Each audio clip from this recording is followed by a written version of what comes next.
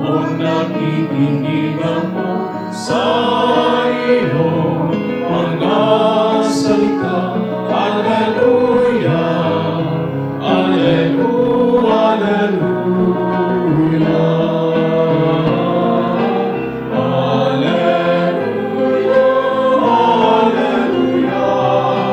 Ikain mo kung nakikinig ako sa iyong mga salita. Alleluia, Alleluia, Alleluia.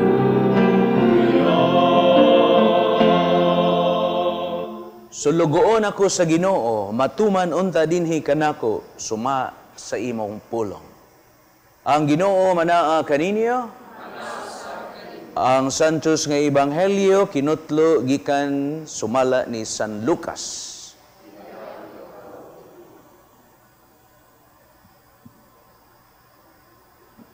Wala madugay nangandam si Maria og midali pag-adto sa kabungturan ngadto sa usa ka lungsod sa Judea. Miadto siya sa balay ni Zacarias ug nangumusta kang Isabel.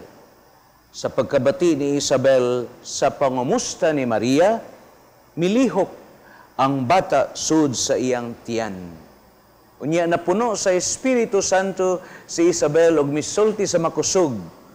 Bulahan ka sa tanang mga babay, bulahan ang bata nga imong ianak.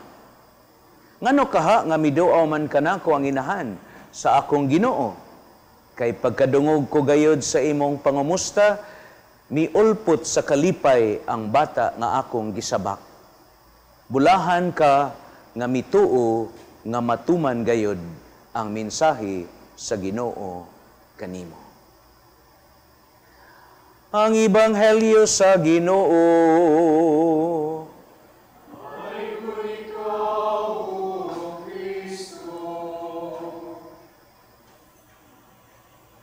Niya nagyud ta sa katapusang Domingo sa Adbyento og nadagkutan na ang upat ka kandila og niining ikakatapusang kandila sa Adbyento kini nagkahulugan og the candle of love. Usa sa mga pamahayag ni Pope Benedict niingon siya, love always desires closeness to the beloved. Mao gyud nay batasan sa gugma nga mupaduol gyud siya, muipon gyud siya sa iyang hinigugma. Gani mao gyud nay katarungan nga ikaw karong asawa, ikaw karong bana, wa gyud ka mahadlok nga makig-ipon hangtod sa tao nga imong gihigugma. Kay mao man gyud na ang gugma. It always desires closeness to the beloved. Og nasayod ta nga ang Pasko, mga igsoon, mao ang kasaulugan nga God so loved the world that He gave His only Son. Dili aron paghukom nato, kundi aron pagluwas kanato. Unique to the Philippine Church, niya nataron sa ikapitong kadlawon sa atong Misa de Gallio. Kay kinigong panahon sa Adbyento, sa panglantaw sa simbahan, doon ay gitawag na tog remote preparation. Dinhi sa nasod sa Pilipinas, doon na sa tay labaw pa sa remote. Unsa man, ang proximate preparation. Sa to pa, gipahugtan pa gyud nato ang atong maayong pagpangandam sa pagsaulog sa Pasko sa pagkatao sa Ginoo, mga igsoon. Say the word, Pasko. Louder please, Pasko. Sa may unang litra sa Pasko, P. Sa to pa, pasudla si Kristo. Kay ang Ginoo sigig panuktok sa mga pultahan sa atong kasing-kasing, hangtod karon nagsigi siyag padayon sa pagpanuktok. Hinaot pa unta nga karong Paskuha, imo nagyong ilang ablihan kundi imo nagyong pakatawhon ang Ginoo diha sa imong kinabuhi. Kay lagi giingon man sa mga Bible scholars, it's not the head but rather it's the heart, is the dwelling place of the Word of God. Ang kasing-kasing yun, mo'y muhubad Mabitan ang usahay, no? Daghan ka itag mga maayong unahuna. Labi na karon, no? Nga kita nihatag yung panahon sa pagpamalandong. Sige tag paminaw, walis pare, tan-aw ta sa Facebook sa mga nindot kaayo mga post about Christmas, yan natandog ta. Pero nganong kutob ra magyud sa hunahuna mga igsoon?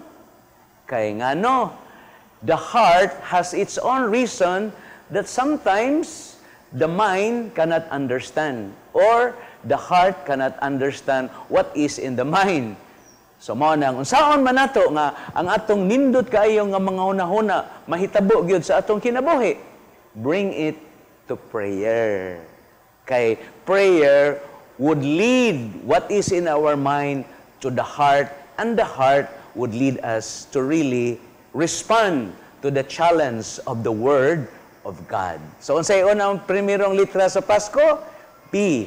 Pasudla si Kristo. Unsa man nato pagpasud si Kristo diha sa tong kasing-kasing, amaw na nga kung sagpaon imong tuong aping, ipasagpa sad ang imong walang aping. Kung dunay mangayo sa imong kamisin, himo ihatag pud ang imong kamisi dentro. Na kuyaw kanig anhi sa atong nasod kay ngano man duha ra ba usa ra ba atong gisulob. So malagmit kung ihatag nato na maghubo na lang ta mga igsoon. Buti pasabot ana sa Ginoo mga igsoon nga dili gayud unta ta magdumili gani ang usa ka Katoliko Kristiyanos ikalipay gyud niyang makahatag og makaalagad og makapaambit batasan gyud na sa usa ka Katoliko Kristiyanos. Nga sa ato pa pagpasulod sa Ginoo diha sa atong kasing-kasing labi na niining panahon sa Pasko mahinungdanon gyud kaayo nga ang pagtulun-an, ang ebanghelyo, ang kinabuhi sa atong Ginoo maoy magduma gayo diha sa atong kasing-kasing. So kay pasulod man si Kristo unsa may ikaduhang litra sa Pasko? Unsa man ang abugon ang bisyo, atras bisyo, mga igsoon. Aron diha nga ang Ginoo musulod. Di ba sa milabayng Domingo, duha ka Domingong milabay, si San Juan dito sa Kamingawan, nagsyagit siya nga ningon, hinulsuli, biyai ang inyong mga sala. So, abuga, pasudla si Kristo. Sayop di ay. Abuga ang bisyo, mga igsoon. No? Abuga, atras bisyo. So may primerong litras bisyo. B. Babay. Kamong naay tagutlo ka mga babay sa inyong kinabuhi, himuan lag usa. Uli gyud sa imong original nga imong gihalaran sa imong saad sa adlaw sa inyong kaminyoon. Palihog biyain ang duha. Ug naay tulo, biyai ang tulo. Grabiha sa nimo ay kadaghan sa nimong babay, mga igsoon. Sa may sunod litra sa B, sa bisyo, ay inom. Sus, labi na ros Pasko. Daghanag yung mga nangahubog. Ambot kaning ato mga kameraman. Naglango pa ba kanig, wa ba kanig mahang Uber ng ato mga kameraman. Gay, di ko maingon nga pala hubog ni sila naong, mga igsoon. Tingali mo, inom lang ni sila. S, sigarilyo, mga igsoon. Pwede sag syabo. No? Ailan mo na syabo kay malefong taan ng syabo. Why? Yup-yup, mga igsoon. Unsa pagka yup-yup po ni mo? Unsa may katapusang litra sa bisyo? Pamayad mo sa inyong utang. Uy, no? Mga igsoon. Bisyo ba ng utang? Niya matod palagi sa usa ka exorcist, no? Unsa may timailhan nga ikaw gidangan kasyawa, mga igsoon. Kada bang you're infested by the devil. Kanang imong sakit, magbalik-balik. Ikaduha, tapulan sa mga buluhaton sa Ginoo o sa simbahan. Sa may ikatulong timailhan, you are infested by the devil. Kanang kusog kay kang mangutang, adi ka mo bayad. No? Mauna siya timailhan nga gidangan ka siya. So, bisyo, mga igsoon, ha? Utang, pamayad na mo siyang utang. O sa may ikatulong litra sa Pasko, S. Simbahon nato ang Ginoo. Og nasayod gayud kita nga si Pope Francis sa iyang pamahayag sa dayong pagtapos sa Synod of Synodality. Para ni Pope Francis, worshiping God, to worship God is an acknowledgement nga only God, walay lain nga makahatag og kahulugan sa imong kinabuhi, kundi ang Dios lamang. So salamat sa mga sisters sa St. Paul kay ila gid ning gihaguan nga ipahigayon gid ning misa matag Domingo alang sa atong mga igsoon nga nagmasakiton aron nga diha sa ilang kahimtang salamat tungod kay bisan sa ilang balatian sila nga lagyo kaayo nahatod gihapon nga sila nihatag og panahon sa pagsimba pinaagi sa TV Healing Mass mga igsoon. So simbahon nato ang Ginoo kay nagpaila nga Ginoo wa gyud koy mahimo og wa ka. Ginoo ni ako ni simba ko bisag layo kay ang amo bisag wa ko ikapliti apan Ginoo niya malipayon kay kong niya nga ni simba diha kanimo.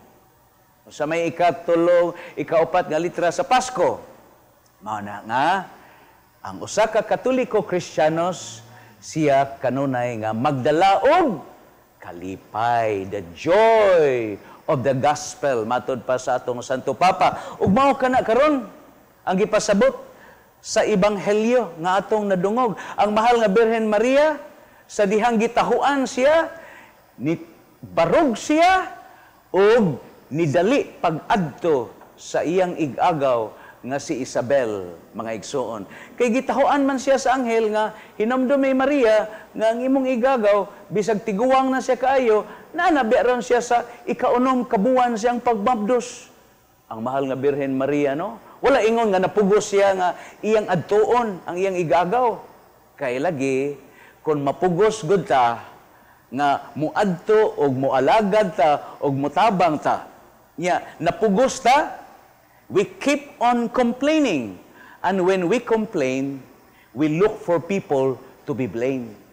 Mao gyud nay kasagaran nga kun ikaw suguon og muadto nga nagbagulbol ka sus dako gyud ka impuruhan nga kun ikaw magsigig bagulbol mobalibad sa mando diha sa kinabuhi isip ka Katoliko Kristiyanos mo nang mangita sa kapasanginlan sa imong kahago mga igsoon.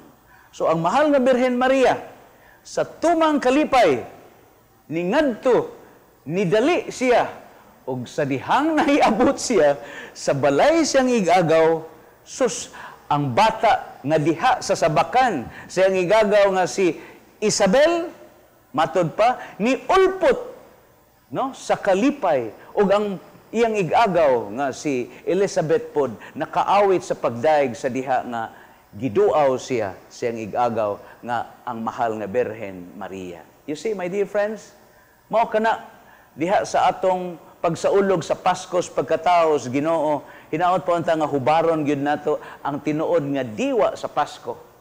Bahala wa tay na dawat nga pinaskuhan. Ang importante, kita maoy nagdalag pinaskuhan. Nya, di masad ni atong birthday. Naunsa basad tao no? Birthdays Ginoo nya mangayo tag binirthdayhan sa Ginoo. Kay birthday mas Ginoo, kita maoy muhatag og birthday gift sa birthday celebrant. Nya dre unsa may among ihatag nga birthday gift sa birthday celebrant? Anindot kaayo. Kay kining akong gisulob, mahinomdom mo, ug unsa di ay nga atong ihatag sa birthday celebrant. Because the lavender color in the season of Advent speaks about repentance, penance, humility, and prayer. Bisan ka na lang, atong igasa sa birthday celebrant, nga ang nindot nga mahitabo, gyudrong Paskuha, magunsam ta, maghinulsol ta sa atong mga sala. Make a good confession. Nya sa imong maayong pagkumpisal, natandog ka, mo nang nagbag-o ka, nga maningkamot ka, nga mabag-o ka, nga diha nga ikaw nahidugmo, mubangon ka, mga igsoon. Nya penance, kana gong penance, ang tuyo og tumong ana, aron ikaw, mahibaw kang modisiplina sa imong pagkatawhanon. Ngaon sa man tayo mahitabo sa imong kinabuhi. Enthrone God, dethrone self. isalikway ang imong pagkatawhanon, palabihon nimo ang imong pag-ila sa Ginoo diha sa imong kinabuhi. Ang Dios nung bando, ang Dios nung pagtulunan, ang ebanghelyo sa Ginoo mo'y kanunay mo patigbabaw sa imong kinabuhi, mga igsoon. So, what a beautiful, profound gift to the birthday celebrant. Humility, di ba? Ang pagpaubos. No? Mga igsoon, Ginoo, kung wa ka, wag yung ko'y mahimo. Ginoo, ni ako kay, nisimba ko Ginoo. Nya, naghago gyud kong tambong aning TV mas Ginoo, bisag sakit na kay ko, daghan na ko gipamati is kong lawas, apan giatangan gyud nako Ginoo ang TV healing mas matag Domingo. Resultian ta mo daghan gyud ang mananao pud aning di lang kay masakiton, kay ngano man usahay mo suroy ko dito sa mall, na may mukalit nga, uy pader. Uy, nananaw po, nanimba po ko, ayaw in town mo, ayaw taon na niyong batasana, nga musimba mo sa TV healing mas kay kana, para nas mga masakiton, ya gusto mo, nga masakit mo, aron lagi nga mutan mo TV healing mas, dili, adto gid mo sa inyong parokya, o nya didto physically be present in the celebration of the Holy Eucharist, mga igsoon. Humility, niya ang katapusan, of course, ang atong ihatag sa Ginoo. Tanyag birthday celebrant, niya birthday man niya, prayer. And what is prayer? Simply listening to God. Simply, we devote and give time sa Ginoo. We give time to the Lord, mga igso. Unsay katapusang litra sa Pasko? Oh, gusto mong utang na pod? Dili na po na, no? So, unsa may katapusang litra sa Pasko? Oh, ora mismo. Mag-unsa man na nga nakadungog mo sa mayong hubad o walis pare, natandog mo, kutubra sunahona, pero wa ginahitabo sa atong kinabuhi. Ora mismo. Tomorrow may be too late. Now is the time. Matod pa sa balaang kasulatan, ningon og nagkanayon, kon karon nakadungog kamo sa akong tingog, ayaw patig-aha ang inyong kasing-kasing. Ora mismo, hubara buhata gyud, mga igsoon. No? So ang atong mga kameraman, malagmit, magbinuotan na sila. So mga igsoon, nining ikaupat, nga Domingo sa Adbyento, gidagkutan na ang katapusang kandila, ug niya na sab kita karon sa ikapitong kadlawon sa atong Misa de Gallo. What a preparation! Hopefully, mahimugso gyud sa tibuok na tong kinabuhi kanunay ang Ginoo diha sa atong hunahuna, sa atong kasing-kasing, ug sa atong kalag. Mayong Pasko kaninyong tanan. Manindog ta og atong ipadayag atong pagtuo ngadto sa Ginoo.